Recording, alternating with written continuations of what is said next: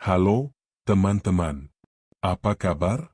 Semoga kalian semua dalam keadaan sehat dan bahagia. Selamat datang kembali di channel ini. Kali ini, aku akan membawa kalian untuk mendengarkan sebuah cerita horor yang penuh dengan misteri dan peringatan yang sangat berharga.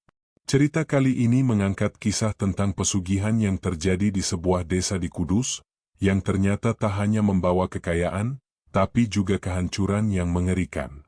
Tapi sebelum kita mulai, aku ingin mengingatkan kalian untuk memberikan dukungan dengan cara like, komen, dan subscribe jika kalian menikmati cerita seperti ini.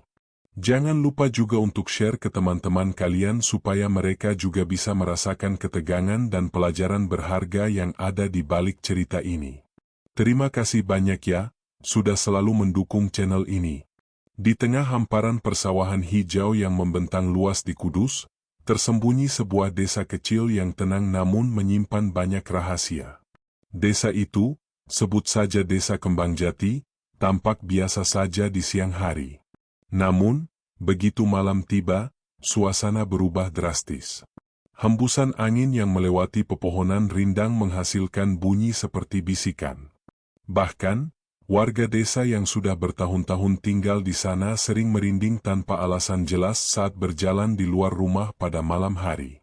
Salah satu cerita yang paling menyeramkan dan masih sering diperbincangkan adalah tentang pesugihan tebar uang. Kisah ini dianggap tabu, tapi justru sering dibahas diam-diam oleh mereka yang penasaran. Menurut cerita yang beredar, pesugihan ini adalah cara tercepat untuk mendapatkan kekayaan. Namun, konsekuensinya tak kalah mengerikan. Mereka yang terjerat dalam perjanjian dengan sosok gaib ini harus memenuhi syarat yang tidak hanya sulit tetapi juga sangat menyeramkan. Pak Tarmuji, salah satu sesepuh desa yang usianya sudah lebih dari 70 tahun, adalah orang yang dipercaya mengetahui seluk-beluk legenda pesugihan ini. Namun, ia jarang sekali bercerita secara langsung kecuali kepada orang-orang tertentu. Pesugihan itu bukan untuk main-main. Jika kau dengar bisikan dari arah kuburan tua itu, jangan sekali-kali menjawab, begitu katanya kepada para pemuda desa yang sering iseng berjalan-jalan malam di sekitar makam tua di ujung desa. Di tengah kehidupan desa yang damai namun penuh dengan cerita mistis itu, hidup Rini dan Anton, pasangan suami istri yang sudah menikah selama 10 tahun. Mereka tinggal di rumah sederhana yang terbuat dari kayu jati bekas. Hidup mereka tidak pernah mudah. Anton sering kehilangan pekerjaan karena sifatnya yang kurang sabar, sementara Rini berusaha keras menghidupi keluarga mereka dengan menjual sayur keliling. Namun, masalah utama mereka adalah utang. Anton pernah meminjam uang kepada seorang rentenir bernama Pak Joyo, yang terkenal kejam jika hutangnya tidak dibayar tepat waktu. Setiap bulan, Pak Joyo datang ke rumah mereka, menagih uang dengan suara lantang yang membuat para tetangga keluar rumah untuk menonton.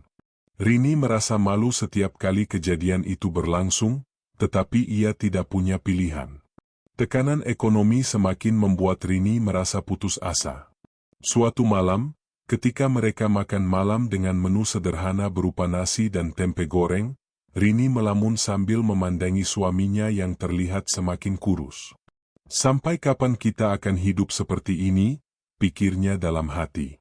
Tatapan Rini kemudian beralih pada anaknya, Bayu, yang duduk diam tanpa berkata apa-apa.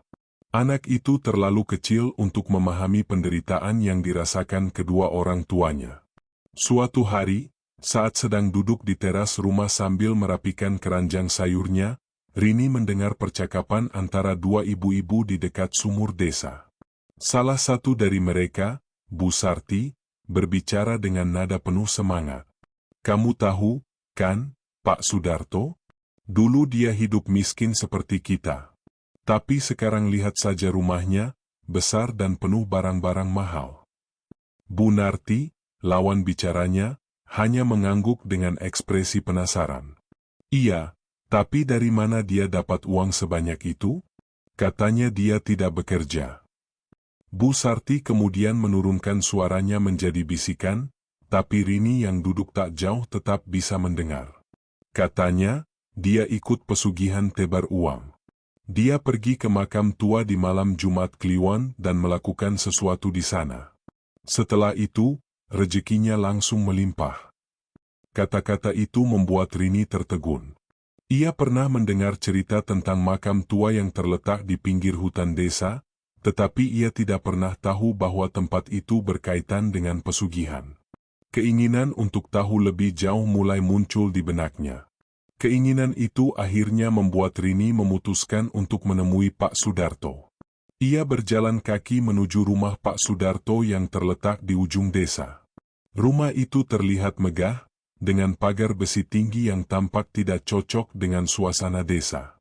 Rini berdiri ragu-ragu di depan gerbang, tetapi akhirnya memberanikan diri untuk mengetuk pintu. Pak Sudarto membukakan pintu dengan senyum lebar. Penampilannya rapi dan bersih, berbeda jauh dari tetangga-tetangga lain. "Ada apa, Rini? Masuklah," katanya dengan suara ramah, meski sorot matanya tampak menyembunyikan sesuatu. Setelah dipersilakan duduk, Rini mengutarakan niatnya untuk mengetahui lebih banyak tentang pesugihan tebar uang. Wajah Pak Sudarto yang awalnya tenang perlahan berubah serius. "Kamu yakin ingin tahu? Ini bukan sesuatu yang main-main, Rini. Sekali kamu terlibat, tidak ada jalan kembali," katanya dengan nada memperingatkan. Namun, Rini, yang sudah berada di ujung keputusasaan, hanya mengangguk mantap. "Saya sudah tidak punya pilihan, Pak. Saya harus melakukan sesuatu untuk keluarga saya." Pak Sudarto kemudian mengajak Rini ke ruang tamu, yang terkesan sangat berbeda dengan ruangan lainnya di rumah itu. Ruangannya lebih gelap dan berbau dupa yang menyengat, dengan lampu minyak yang hanya menyisakan cahaya redup. Di dindingnya tergantung lukisan-lukisan tua yang tampaknya sudah sangat lama, beberapa di antaranya menggambarkan pemandangan yang sangat gelap, seperti hutan lebat yang tidak pernah tampak terang. "Ini adalah dunia yang tak terlihat oleh kebanyakan orang," kata Pak Sudarto sambil duduk di kursi besar yang dikelilingi benda-benda aneh. "Apa yang aku katakan ini hanya bisa kamu terima atau kamu tinggalkan. Namun, jika kamu memilih untuk melanjutkan, ingatlah satu hal, kamu akan berhutang nyawa." Rini menatap Pak Sudarto dengan mata penuh harap. Ia sudah merasa tidak ada jalan lain, dan kegelisahannya lebih besar dari rasa takut yang menghantui dirinya. "Apa yang harus saya lakukan, Pak?" Pak Sudarto menarik napas panjang dan menjelaskan ritual yang harus dilakukan dengan sangat rinci. "Pada malam Jumat Kliwon, kamu harus pergi ke makam tua yang terletak di pinggir hutan. Bawa sesajen yang terdiri dari ayam cemani, bunga kantil, dan uang pecahan Rp1.000. Jangan pernah datang dengan niat buruk, karena jika kamu melakukannya, yang akan kamu terima bukan kekayaan, tapi kesengsaraan yang tak terbayangkan." Rini mendengarkan dengan seksama, mencoba mencerna setiap kata yang keluar dari mulut Pak Sudarto. Ia merasa tubuhnya mulai dingin, seolah ada sesuatu yang tidak beres dengan tempat ini. Namun, ia mencoba menepis perasaan itu. "Apa yang akan terjadi setelah saya melakukan itu?" tanyanya, suaranya bergetar. "Setelah kamu meletakkan sesajen itu di atas nisan, seseorang akan muncul. Pria renta itu akan memberimu uang, dan dengan uang itu, hidupmu akan berubah. Namun, ada satu syarat. Setiap malam Jumat Kliwon, kamu harus menebar uang itu di persimpangan jalan. Jika kamu lupa atau melawan, akibatnya sangat berat." Rini menelan ludahnya. Uang, kekayaan, semuanya terdengar seperti godaan yang sulit untuk ditolak. "Saya siap, Pak. Saya akan melakukannya." Pak Sudarto memberi senyum tipis yang sulit dimengerti. "Hati-hati, Rini. Jika kamu terlambat atau melanggar janji, itu bukan hanya uang yang akan hilang. Hidupmu akan menjadi milik mereka." Malam Jumat Kliwon yang telah ditunggu akhirnya tiba. Rini berdiri di depan pintu rumahnya, memegang keranjang berisi sesajen yang diminta oleh Pak Sudarto. Pikirannya penuh dengan keraguan, namun dorongan untuk mengubah nasibnya jauh lebih kuat. Ia mengenakan pakaian gelap, memutuskan untuk berjalan kaki ke makam tua di pinggir hutan, meskipun jalan menuju sana terasa jauh dan penuh dengan misteri. Hutan di malam hari tampak menakutkan. Suara desiran angin dan gemerisik daun membuatnya merasa seperti sedang diawasi. Rini menggenggam erat keranjang sesajen, merasa semakin terjebak dalam ketakutan yang tidak dapat dijelaskan. Setiap langkah yang ia ambil, perasaan aneh semakin kuat merasuki dirinya, seperti ada yang mengamatinya dari balik pepohonan. Begitu sampai di makam tua yang dimaksud, Rini merasa kegelapan menyelimuti tempat itu. Makam itu sudah sangat usang, dengan nisan-nisan yang tampak hampir runtuh dan tertutup lumut. Beberapa batu nisan tampak terkubur sebagian oleh tanah yang bergeser. Sesuatu di tempat itu terasa sangat tidak biasa, namun Rini tetap melanjutkan langkahnya, menempatkan sesajen di atas sebuah nisan yang tampaknya sudah sangat lama tidak dirawat. Ia membungkuk dan mulai membacakan mantra yang sudah diajarkan oleh Pak Sudarto. Mantra itu terasa asing di lidahnya, dan setiap kata yang keluar terasa lebih seperti perintah daripada doa. Saat mantra itu mencapai bagian akhir, Rini mendengar suara seperti tawa pelan yang datang dari belakangnya. Ia menoleh, namun tidak ada siapa-siapa. Suasana semakin mencekam saat tanah di sekitar nisan itu mulai bergerak. Sesuatu muncul dari bawah tanah. Sebuah tangan hitam kurus, penuh dengan kulit yang mengerut, meraih keranjang yang diletakkan di atas nisan. Rini terbelalak, tidak tahu harus berbuat apa. Sebelum ia sempat berlari, sosok yang muncul dari dalam tanah itu sudah berdiri di depannya. Sosok itu adalah seorang pria tua, mengenakan pakaian lusuh yang tampaknya telah sangat tua. Wajahnya pucat pasi, dan matanya berwarna merah menyala, memancarkan cahaya yang menyeramkan. Kekayaan ini adalah milikmu, namun ingatlah, setiap Jumat Kliwon, uang ini harus kamu tebarkan di persimpangan jalan, atau nyawamu yang akan menjadi gantinya. Rini tidak mampu berkata-kata. Tangan pria itu mengulurkan segepok uang lusuh yang tampak seperti uang yang sudah sangat tua. Tanpa berkata apa-apa, Rini mengambil uang itu, merasakan hawa dingin yang menyentuh kulitnya, dan segera berlari meninggalkan makam itu. Keesokan harinya, kehidupan Rini dan Anton berubah total.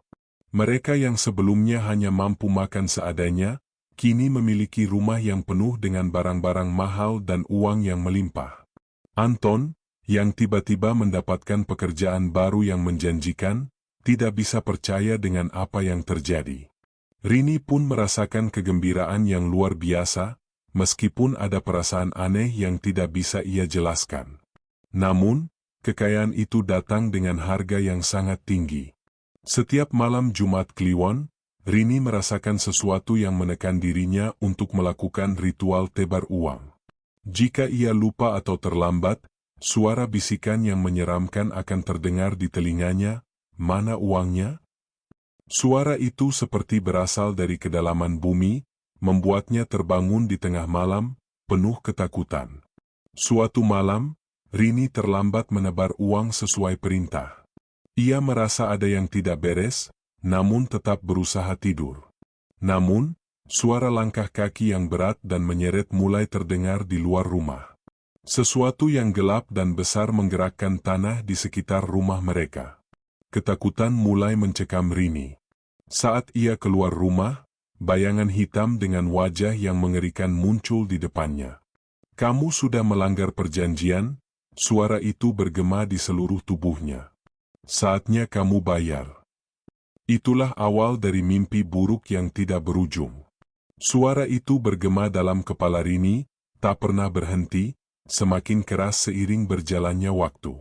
Setiap malam Jumat Kliwon, ia merasakan langkah-langkah menyeret yang semakin dekat dengan rumahnya.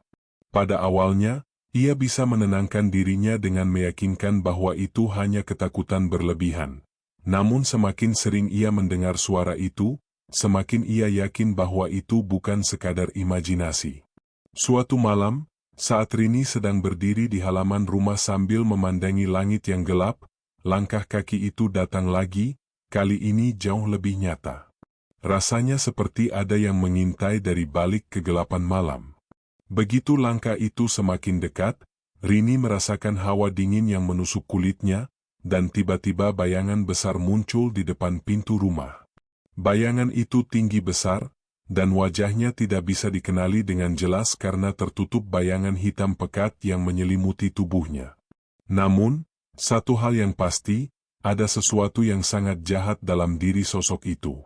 Setiap detik yang berlalu terasa seperti menunggu hukuman yang tak terhindarkan. Rini, kamu tahu apa yang harus kamu lakukan, kan? Suara itu mengerikan dan sangat familiar, suara yang dulu pernah didengar Rini di makam tua. Bayangan itu mengulurkan tangan yang panjang dan kurus, dengan jari-jari yang tampak seperti cakar yang siap mencengkeram. Rini hanya bisa berdiri diam, tubuhnya membeku karena ketakutan yang luar biasa. Bayangan itu berbicara lagi, suaranya semakin mendalam, "Setiap kali kamu gagal, aku akan datang lebih dekat. Dan kali ini, kamu tidak akan bisa menghindar." Ketika Rini merasa seakan-akan tak ada jalan keluar, tubuhnya tersentak oleh dorongan kuat, dan ia terjatuh ke tanah. Seiring dengan itu, sosok bayangan itu menghilang secepat datangnya, meninggalkan hawa dingin yang menggigilkan tubuhnya. Seminggu setelah kejadian itu, hidup Rini mulai terasa semakin terpuruk. Meskipun uang yang ia terima dari pesugihan terus mengalir, rasa takut dan tertekan semakin membelenggu dirinya. Setiap Jumat Kliwon, ia merasa seolah-olah ada kekuatan tak terlihat yang mengawasi setiap langkahnya. Rini tidak bisa lagi tidur nyenyak, selalu terjaga dengan kecemasan akan apa yang akan terjadi. Anton, yang dulunya tidak percaya dengan cerita-cerita mistis, kini mulai merasakan keanehan dalam perilaku Rini. Ia tidak lagi ceria seperti dulu. Wajahnya pucat, dan matanya sering tampak kosong, seolah-olah ada sesuatu yang hilang dari dirinya. Anton semakin khawatir, dan ia mulai mencari tahu tentang ritual pesugihan yang telah dilakukan istrinya. Suatu malam, Anton bertanya dengan hati-hati, "Rini, apa yang sebenarnya terjadi? Kenapa kamu berubah seperti ini? Aku tidak bisa mengerti." Rini menatap suaminya dengan mata yang tampak kosong. "Aku tidak tahu lagi, Anton. Setiap malam aku merasa terperangkap dalam sebuah perjanjian yang tak bisa aku batalkan. Aku sudah mencoba untuk berhenti, tapi mereka datang untuk menagihnya." Anton terdiam, perasaan cemas menyelip di hatinya. "Siapa yang datang, Rini? Apa yang harus kita lakukan?" Rini menggigil dan menundukkan kepalanya, berbisik dengan suara penuh ketakutan, "Aku tidak bisa memberitahumu lebih lanjut, Anton. Itu bukan hanya tentang aku. Ini tentang kita semua. Mereka akan menghancurkan kita jika kita tidak mengikuti aturan mereka." Anton mencoba menguatkan istrinya, tetapi tidak ada yang bisa menghapus ketakutan yang mencekam hati Rini. Ia merasa sudah terjebak dalam suatu perjanjian yang semakin menghancurkan hidupnya. Setiap Jumat Kliwon, Rini menjalani ritual menebar uang di persimpangan jalan, meskipun hatinya penuh dengan ketakutan. Ia tak berani terlambat atau melanggar perjanjian itu. Namun, semakin ia melakukannya, semakin sering ia merasakan kehadiran sesuatu yang menakutkan. Suatu malam, ketika Rini menebar uang di persimpangan jalan, suara tawa mengerikan terdengar kembali di telinganya. "Mana uangnya?" Suara itu terdengar seperti berasal dari dalam tanah, dan dalam sekejap mata, sosok bayangan besar muncul di depan Rini. Kali ini, bayangan itu tampak lebih besar dan lebih menakutkan dari sebelumnya. Wajahnya yang kabur mulai terbentuk, dan Rini bisa melihat jelas bahwa itu adalah wajah pria renta yang pertama kali menemuinya di makam tua. Pria itu tersenyum, tapi senyum itu bukanlah senyum biasa. Itu adalah senyum penuh kebencian, dan di balik senyum itu, ada sesuatu yang jauh lebih gelap. "Kamu sudah menungguku, ya?" Suara pria itu bergema, membuat seluruh tubuh Rini terasa kaku. Rini terjatuh ke tanah, merasakan kepalanya berputar-putar. Ia merasa pusing dan lemas, seakan-akan segala kekuatan dalam dirinya terkuras habis oleh makhluk itu. Namun, sebelum ia bisa mengucapkan satu kata pun, bayangan itu menghilang dengan cepat, meninggalkan hawa dingin yang mengerikan di sekitarnya. Setelah kejadian itu, hidup Rini semakin hancur. Ia merasa seperti terperangkap dalam jeratan yang tak bisa ia lepas. Setiap malam, ketakutan semakin menguasai dirinya, dan setiap ritual yang ia lakukan semakin membuatnya kehilangan bagian dari dirinya yang tak bisa dijelaskan. Kehidupannya yang dulunya penuh dengan harapan kini hanya menyisakan kehampaan dan ketakutan yang mendalam. Anton, yang mulai merasakan ada sesuatu yang tidak beres, mencoba mencari bantuan dari seorang kiai tua yang dikenal memiliki kemampuan untuk menangani hal-hal gaib. Kiai itu datang ke rumah mereka, dan setelah melakukan ritual dan doa, ia memberitahu Anton bahwa Rini telah terperangkap dalam sebuah perjanjian gelap yang tidak bisa dibatalkan dengan mudah. Rini sudah terlalu dalam terjerat dalam pesugihan itu. Satu-satunya cara untuk menghentikannya adalah dengan mengembalikan segala sesuatu yang telah diambil. Tapi itu bukan hal yang mudah, kata kiai tersebut. Anton hanya bisa pasrah, merasa tak berdaya. Rini yang dulunya adalah sosok penuh kehidupan kini hanya tinggal bayangannya. Ia ingin melindungi istrinya, namun setiap usaha untuk keluar dari perjanjian gelap itu selalu menemui jalan buntu. Keesokan harinya, Rini menghilang tanpa jejak. Tidak ada yang tahu kemana ia pergi, dan tidak ada yang pernah melihatnya lagi. Namun, cerita tentang pesugihan tebar uang itu terus beredar, menjadi legenda yang menghantui desa itu. Orang-orang yang mendengar kisahnya merasa ketakutan, dan makam tua di pinggir hutan itu pun semakin ditakuti, karena mereka tahu bahwa apa yang pernah terjadi pada Rini bisa terjadi pada siapa saja yang berani mencoba mengganggu kekuatan yang ada di dalamnya. Legenda pesugihan tebar uang tetap hidup dalam bisikan angin malam, dan hingga kini, suara tawa mengerikan yang pernah terdengar oleh Rini kadang masih bisa didengar oleh mereka yang berani melangkah terlalu jauh dalam pencarian kekayaan. Beberapa tahun setelah Rini menghilang, desa itu tetap dihantui oleh cerita-cerita mengerikan tentang pesugihan dan ritual gelap yang pernah dilakukan. Meskipun banyak orang yang mencoba untuk melupakan apa yang terjadi pada Rini dan Anton, sebagian dari mereka masih merasakan aura ketakutan yang tersisa. Makam tua di pinggir hutan yang pernah menjadi tempat dimulainya semuanya kini semakin terabaikan, tertutup oleh semak-semak lebat, namun tetap menyimpan rahasia yang gelap. Malam Jumat Kliwon masih menjadi malam yang ditunggu-tunggu oleh sebagian orang yang mencari kekayaan, meskipun mereka tahu betul risikonya. Beberapa dari mereka yang pernah mencoba ritual tersebut juga melaporkan pengalaman yang tak kalah mengerikan, suara tawa, bayangan gelap, dan sosok yang selalu datang pada mereka saat mereka melanggar perjanjian. Tak ada yang berani melawan atau menghindari tuntutan dari entitas itu. Semua yang terlibat merasa terikat oleh sesuatu yang lebih kuat dari sekadar keinginan mereka untuk kaya. Namun, cerita tentang Rini tetap menjadi yang paling menakutkan. Banyak orang yang mengklaim pernah mendengar suara langkah-langkah menyeret dari hutan, atau melihat bayangan gelap yang bergerak di antara pepohonan pada malam hari. Bahkan mereka yang tinggal jauh dari makam itu merasa kehadiran sesuatu yang tidak terlihat. Konon, mereka yang berada di dekat makam tua pada malam-malam tertentu bisa merasakan hawa yang sangat dingin, seakan ada yang mengintai mereka dari dalam kegelapan. Beberapa saksi mata mengaku pernah melihat sosok pria tua dengan wajah keriput dan mata merah menyala, berjalan di sekitar desa pada malam hari. Sosok itu menghilang setiap kali seseorang berusaha mendekat, meninggalkan rasa takut yang mendalam di hati mereka.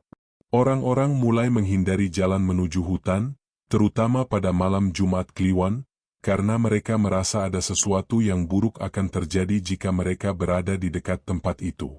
Anton, yang masih hidup dengan kenangan tentang istrinya, merasa tertekan oleh perasaan bersalah yang tak pernah hilang. Ia masih ingat saat-saat terakhir bersama Rini, saat istrinya berjuang melawan ketakutannya, dan bagaimana ia berusaha melindunginya, meskipun tidak tahu cara untuk keluar dari perjanjian gelap itu. Rini, yang dulunya penuh semangat dan impian, kini hanya menjadi kenangan yang tak terjangkau. Anton tahu bahwa ia tak bisa mengubah masa lalu, tapi ia bertekad untuk mencari cara agar bisa menebus semua kesalahan yang telah ia buat. Ia pergi ke banyak tempat, mencari jawaban di rumah kiai tua dan mencari bimbingan dari orang-orang yang memiliki pengetahuan tentang hal-hal gaib. Namun, semua usaha itu tidak membuahkan hasil yang memadai. Bahkan ketika ia meminta bantuan orang-orang yang berpengalaman dalam dunia gaib, mereka mengatakan bahwa hal yang dihadapi Rini dan dirinya adalah salah satu bentuk pesugihan yang paling sulit diatasi. Mereka mengatakan bahwa tak ada jalan mudah untuk keluar dari perjanjian seperti itu. Anton merasa putus asa, namun ia tidak bisa menyerah begitu saja. Ia mencoba kembali ke makam tempat semua itu dimulai, berharap bahwa dengan menghadapinya, ia bisa menemukan cara untuk menyelesaikan masalah yang menghantui hidupnya. Dengan hati yang berat, ia pergi ke sana pada malam Jumat Kliwon, membawa sesajen sebagai permohonan agar segala kegelapan itu dapat hilang dari hidupnya.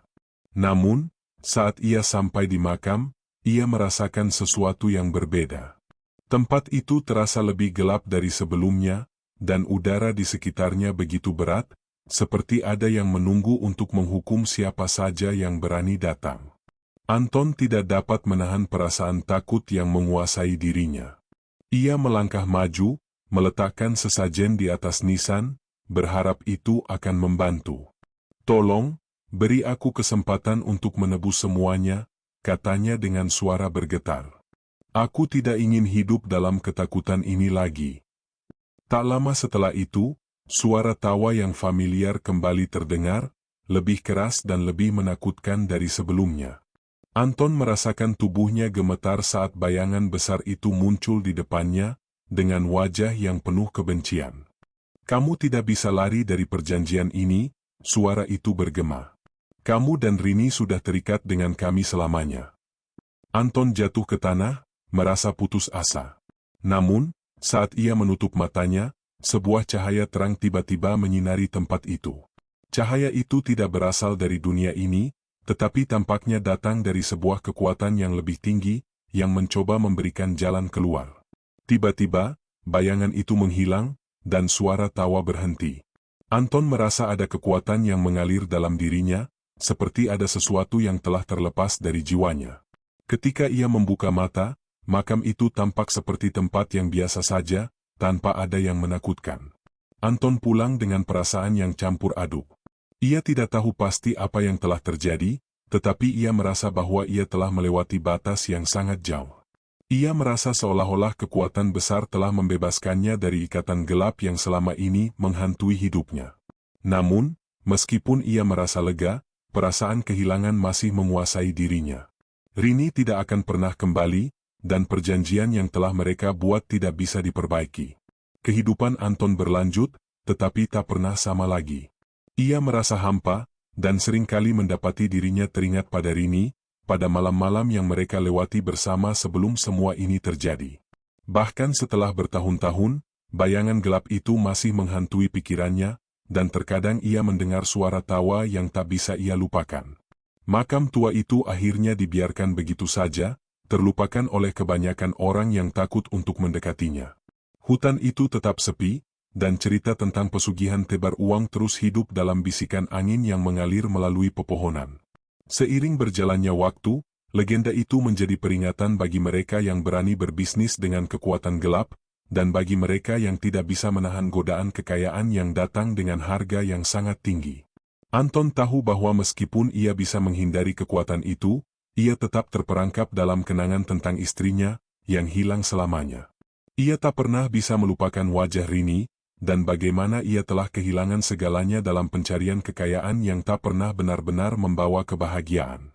Nah, itu dia teman-teman, kisah horor yang bisa bikin merinding, tentang pesugihan yang penuh dengan risiko dan kekeliruan.